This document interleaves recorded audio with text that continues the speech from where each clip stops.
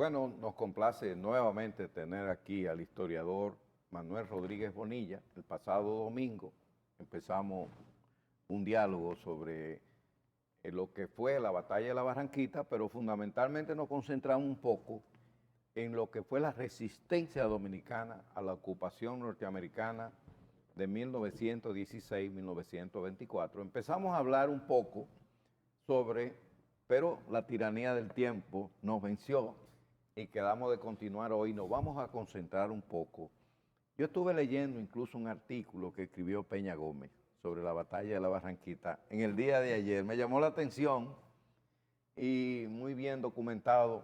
Me imagino que muchas de las informaciones se las dio nuestro amigo Manuel Rodríguez Bonilla. Aquí lo tenemos para hablar hoy sobre la batalla de la Barranquita. Buenos días. Muy bien, buenos días.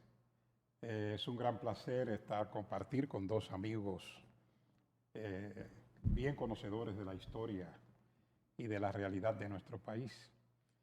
Como señalábamos el domingo pasado, el 25 de junio salieron las tropas norteamericanas de Montecristi, que habían desembarcado allí en el inicio del mes, igual como lo hicieron en Puerto Plata y en otras zonas del país, o sea, en el este, San Pedro y en Santo Domingo. Esa Pero, foto precisamente es de las tropas exacto, norteamericanas. la llegada de las tropas. Entonces, pues, llegaron a nuestra cercanía, encabezado por el coronel Joseph Templeton, y allí realmente, pues, los marines venían súper armados, preparados para penetrar en la Primera Guerra Mundial, donde participarían luego poco tiempo después de esta contienda, mientras los dominicanos, alrededor de unos 80 patriotas, esperaban en el Cerro de la Barranquita, en la zona de Guayacanes, próximo a Mao y Esperanza. Allí, pues, encabezado por el general Carlos Daniel, Máximo Cabral, que se integró al día siguiente de llegar los patriotas nuestros, el 2 de julio, se integró Máximo Cabral cuando el general Desiderio Arias, aquí ya en Santiago, con sus tropas, los dejó libres, con la invitación de no enfrentar a las tropas, a los marines. Estamos hablando de un ejército de 837 hombres que salió de Montecristi, entre los altos oficiales y los soldados, ¿verdad?, que fuertemente armados, en carretas, en camiones, en poderosos cañones, ametralladoras, mientras que los soldados nuestros, que era un grupo, pero realmente, aunque se dice de 80 hombres, para enfrentar a 837 hombres bien armados, eran con fusiles Mauser, de 1 y de 6 tiros. Imagínense ustedes, contra ametralladoras y cañones, como en ese tiempo, con un fusil, un Mauser de 1 tiro. Cuando salió ese había que entonces penetrarle el otro para seguir combatiendo. Había otros tipos de fusiles que tenían los dominicanos, eso eran de los tiempos, fusiles de la época de la restauración de la República, de finales del siglo anterior. Había unos que le llamaban Vegas haitianas. Vega porque venían de Bélgica, eran unos fusiles belgas y provenían por la frontera de Haití. Entonces los dominicanos, nuestros criollos, le llamaban con el sonido Vegas haitianas. Bueno, la cuestión que ese era el armamento que tenían los nuestros. ¿Cuál es la importancia de esta contienda de estos 80 patriotas enfrentando a un ejército poderoso de 837 hombres? La importancia es que ellos representaron a toda la patria, representaron la dignidad de un pueblo decidido y demostrado a que no está dispuesto a ser una colonia ni ver su soberanía pisoteada. O sea, un pueblo que mientras existía un silencio sepulcral prácticamente en toda la nación, pues allí se prendió el fuego de la patria, se prendió el fuego del patriotismo. De manera que la gran importancia de esa contienda que sirvió, yo tengo la teoría de que este movimiento nacionalista que se desarrolló luego, años después, el movimiento nacionalista pidiendo la desocupación, porque el ejército norteamericano hacia los Estados Unidos nos ocupó durante 8 años, administró este país, fuimos colonia por 8 años, perdimos a la República. Pero iniciando la década del 20, por el 22 por ahí, pues nace lo que fue un movimiento inspirado en la acción de la Barranquita, el movimiento nacionalista, pidiendo por los 4 vientos la salida de las tropas norteamericanas. Eso perduró, se sintió el calor en todos los puntos del país y fue un solo clamor hasta que salieron en el año 1924, dejando ya nuestra patria y volviendo a nacer la República Dominicana. Profesor, estuve leyendo en un texto que desde Villa Cinda los dominicanos empezaron a practicar escaramuza de acoso al ejército interventor. ¿Qué de cierto tiene eso? Cierto, por eso siempre llegamos a señalar y destacamos con una frase lo que es el noroeste de la República. Cuando yo estuve en el INDENOR, que fui su primer director, y entonces bauticé la región el noroeste, donde siempre viva el corazón de la patria. Y realmente el noroeste, bueno, pues ha sido así.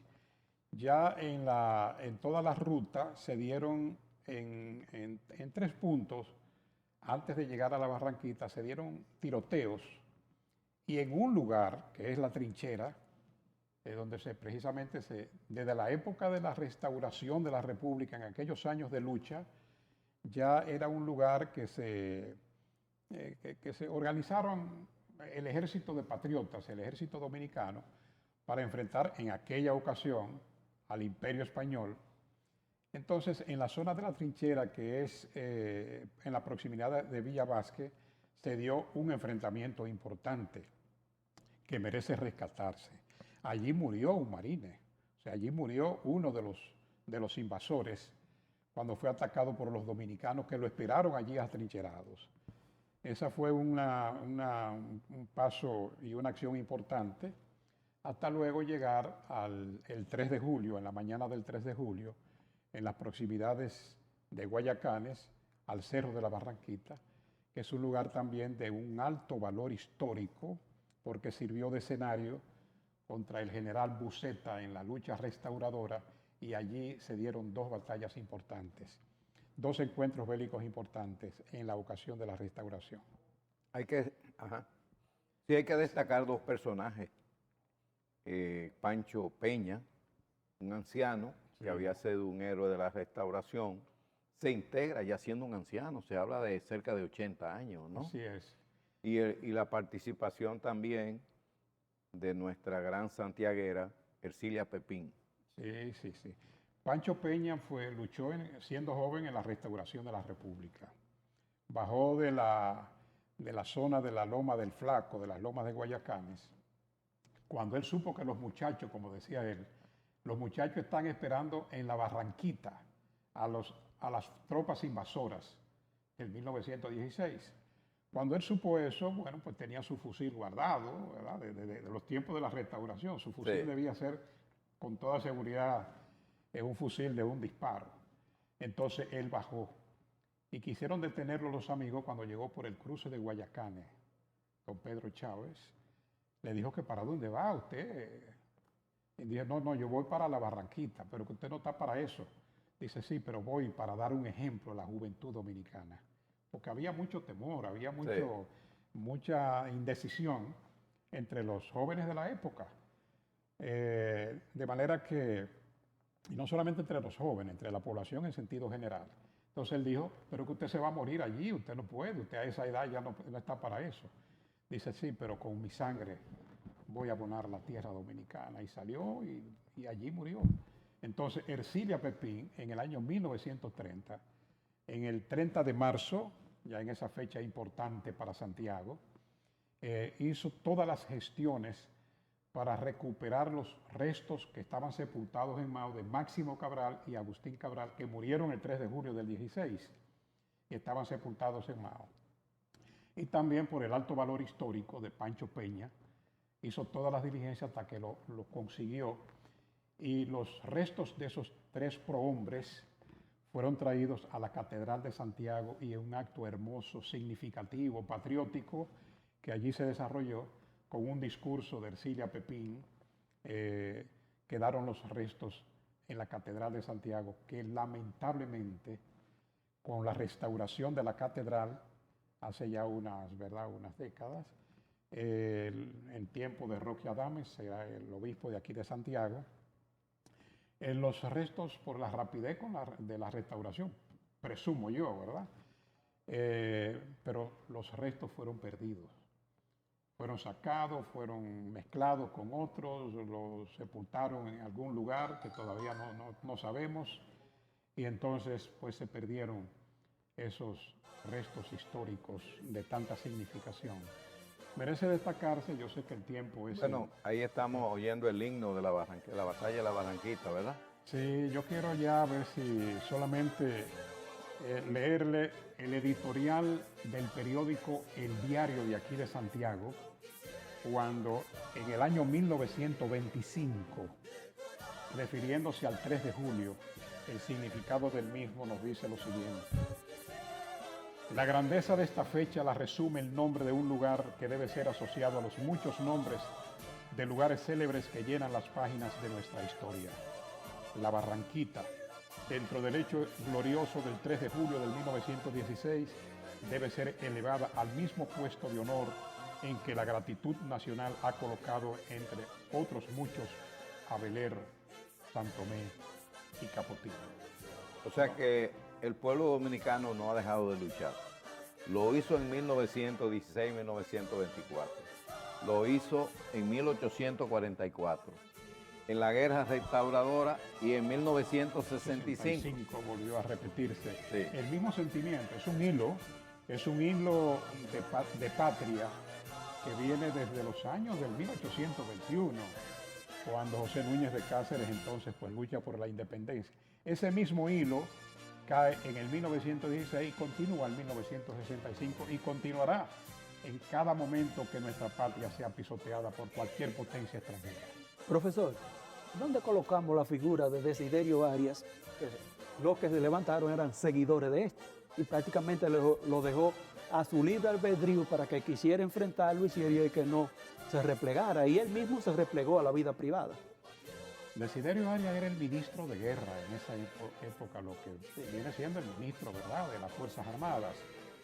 Y realmente no tuvo la visión, tal vez podríamos decir, de que ese debía ser el momento para él terminar su vida. O sea, decidirse a enfrentar lo que fue la violación de la soberanía nacional. Cayó en la ambivalencia, le dieron un ultimátum allá en la capital, dejó antes de vencerse el plazo, abandonó a Santo Domingo, la capital, y vino a Santiago con sus tropas, porque estaba en la fortaleza San Luis. La fortaleza Osama ya en Santo Domingo. Santo Domingo, sí. De manera que cayó en la ambivalencia y mandó un telegrama a Mao pidiéndole a que no enfrentara a Carlos Daniel, que no hiciera frente ya a las tropas invasoras. El telegrama llegó en la noche del 2 de julio y por descuido, el que debió haberlo traído a la Barranquita lo hizo el día 3 de julio. Y cuando llegó, en las tropas ya estaban bajo las balaceras del ejército invasor, enfrentando a los patriotas que allí se dieron. Acabo de terminar el libro Trujillo y Desiderio Arias se escriben, de Bernardo Vega, y ahí un poco uno ve la personalidad de Desiderio Arias. Bueno, vamos a despedir. Bueno, después de esta recuperación de la memoria con el profesor Manuel Rodríguez Bonilla sobre la batalla de la Barranquita, despedimos Punto de Referencia, un espacio para la reflexión y la discusión. Hoy estuvimos con ustedes Radamés García González, el profesor Manuel Rodríguez Bonilla, Luis Felipe que se marchó y Luciano Firpo. Muy buenos días, nos vemos el próximo domingo.